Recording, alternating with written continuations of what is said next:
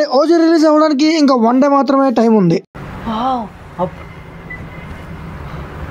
Team కూడా different promotional content తో hype పెంచడానికి, హైప్ ఎక్కించడానికి అయితే వస్తున్నారు అనమాట.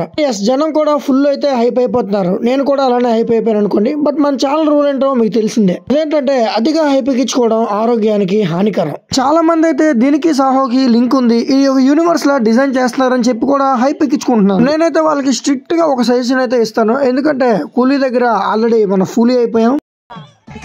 ఏంటి బ్రో అంత మాట అన్నావు? మనకు మనమే కరెక్షన్లు ఉన్నాయని, మనకు మనమే యూనివర్స్ అని చెప్పి అన్ని అనుకునేసి ఫుల్ హైప్ తో మూవీకి వెళ్ళి మూవీ బాగున్నా సరే మనకి ఎక్కదనమాట. ఫుల్ గా హైప్ తో ఎప్పుడు మూవీకి వెళ్ళకూడదు. సాహోకి ఓజీకి ఖచ్చితంగా యూనివర్సల్ కనెక్షన్ అనేది డెఫినెట్లీ ఉండదు. ఇంత గట్టిగా ఎలా బ్రో చెప్తున్నావు అంటే, సాహో ఫిల్మే ఫ్లాప్ అయిన మూవీని యూనివర్స్ గా ఎప్పుడు చేయరు.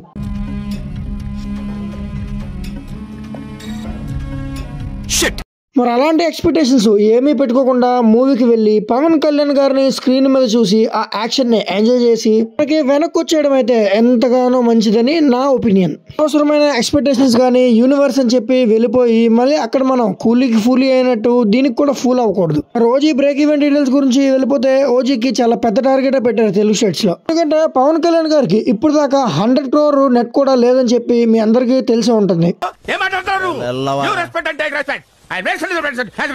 ఆ ఫీల్ అవ్వద్దు, క్లారిటీగా ఎక్స్ప్లెయిన్ చేయాలి కాబట్టి నేను క్లారిటీగా చెప్తున్నాను అనమాట.